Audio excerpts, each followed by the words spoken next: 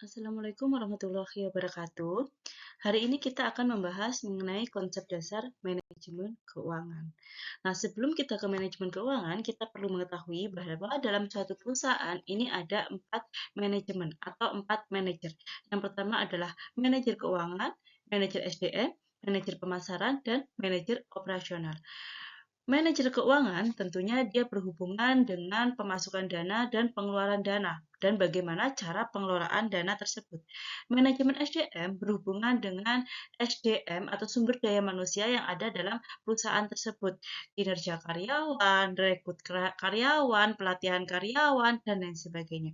Manajemen pemasaran atau manajer pemasaran berhubungan dengan pemasaran produk dan memastikan bahwa penjualan suatu perusahaan itu sesuai dengan target perusahaan. Dan yang terakhir adalah manajemen operasional, ini berhubungan dengan suatu produk, memastikan bahwa produk yang dihasilkan itu berkualitas baik, kemudian mereka bisa menyediakan persediaan sesuai dengan kebutuhan perusahaan.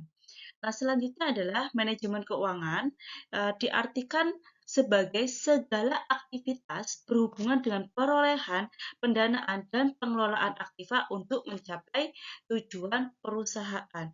Jadi, manajemen keuangan ini dia itu mengelola uang yang ada dalam perusahaan. Sebelum mengelola uang yang ada dalam perusahaan, mereka itu harus memikirkan bagaimana cara memperoleh dana tersebut. Nah, kemudian aktiva-aktiva yang ada dalam perusahaan itu harus dikelola dengan baik agar tujuan perusahaan ini tercapai.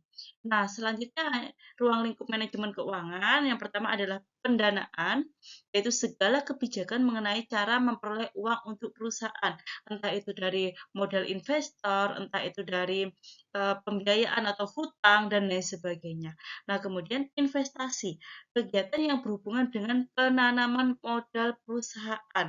Nah, jadi investasi di sini bagaimana caranya perusahaan ini menanamkan modal yang sudah ada, entah itu ke dalam aset tetap, entah itu ke dalam aset lancar. Nah, yang penting investasi itu harus menguntungkan bagi perusahaan. Nah, selanjutnya adalah pengelolaan aset, yaitu mengendalikan aset yang dimiliki agar efisien serta mencapai tujuan perusahaan. Ketika perusahaan ini memilih untuk membeli aset tetap, maka aset tetap tersebut diharapkan akan memberikan nilai atau memberikan manfaat bagi perusahaan, sehingga aset tersebut tidak menganggur dan tidak mubazir. Nah, selanjutnya tujuan manajemen keuangan. Yang pertama tentunya adalah memaksimalkan laba. Adanya manajemen perusahaan ini agar laba perusahaan ini bisa dimaksimalkan dengan baik kayak gitu. Tentunya setiap perusahaan menginginkan laba yang tinggi. Manajemen keuangan berusaha bagaimana caranya laba yang ada di perusahaan ini setiap periodenya meningkat, jangan sampai menurun. Yang kedua adalah menjaga arus kas perusahaan, memastikan bahwa kas masuk lebih besar daripada kas keluar. Nah, yang ketiga adalah mengurangi terjadinya risiko. Risiko dalam setiap bisnis ini pasti ada. Nah, oleh sebab itu, manajemen keuangan harus bisa mengelola kemungkinan risiko yang akan terjadi dalam suatu perusahaan. Nah, kemudian menyiapkan modal yang seimbang atau struktur modal. Modal yang seimbang itu seperti apa? Nah, dalam suatu perusahaan, modal itu bisa berasal dari hutang dan berasal dari ekuitas atau modal sendiri. Maka, manajemen keuangan harus membuat struktur modal yang bagus, di mana jumlah hutang tidak boleh lebih besar daripada modalnya. Jadi modalnya yang harus lebih besar daripada hutangnya. Nah, selanjutnya adalah memberikan pembagian keuntungan kepada investor. Bagi perusahaan yang sudah go public, tentunya mereka punya investor. Nah, investor tersebut pasti mengharapkan keuntungan. Agar kita mendapat kepercayaan para investor, maka perusahaan harus mampu membagikan dividen kepada para investor. Nah, yang terakhir adalah memastikan keberlangsungan hidup perusahaan. Nah, ini yang terpenting. Perusahaan harus bisa memastikan bahwa seluruh aktivitas perusahaan ini tidak merugikan perusahaan dan bisa menjamin keberlangsungan hidup perusahaan agar perusahaan ini berjalan lebih lama, bisa berkembang terus-menerus dari tahun ke tahun. Selanjutnya adalah fungsi manajemen keuangan. Di sini ada perencanaan, anggaran, kontrol, pemeriksaan, dan laporan.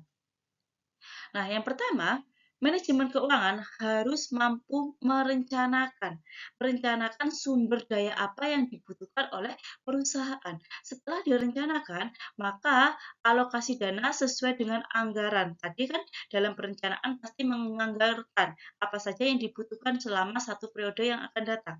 Kemudian anggarannya ini dialokasikan sesuai dengan anggaran. Dana yang ada dialokasikan sesuai yang ada di anggaran. Nah, kemudian mengontrol arus kas masuk dan arus kas keluar, serta memastikan dana ini cukup. Nah, jadi manajemen perusahaan harus bisa mengontrol arus kasnya. Arus kasnya ini harus lebih besar daripada arus kas keluar. Nah, kemudian pemeriksaan, memastikan semua dana hanya untuk kepentingan perusahaan, tidak ada dana yang menyimpang dari kepentingan perusahaan. Nah, laporan untuk melihat kinerja keuangan sebagai acuan pengambilan keputusan. Jadi dalam laporan keuangan yang dipublikasikan, yang dihasilkan oleh perusahaan, di sana bisa menilai kinerja keuangan sehingga manajemen bisa mengambil keputusan yang tepat. Selanjutnya, tanggung jawab manajer keuangan. Ini ada peramalan dan perencanaan. Tentunya menganggarkan tadi ya, meramalkan dan merencanakan keuangan di masa yang akan datang, kemudian keputusan besar dalam investasi dan pembiayaan. Mereka harus memikirkan mau investasi di dalam sektor apa, investasi dalam bentuk apa, seperti itu. Kemudian pengkoordinasian dan pengendalian. Jadi risiko-risiko yang ada, keuangan yang ada harus dikendalikan dengan baik. Kemudian interaksi dengan pasar modal. Tentunya manajer keuangan ini berhubungan dengan pasar modal. Nah, selanjutnya adalah kesempatan berkarir di bidang keuangan. Di sini manajemen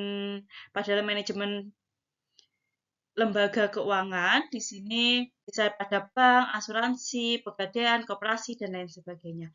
Nah, selanjutnya di investasi, ini bisa menjadi konsultan keuangan, analisis sekuritas, dan lain sebagainya. Nah, tentunya manajemen keuangan ini juga bisa untuk seluruh jenis usaha, baik itu jasa, dagang, maupun manufaktur.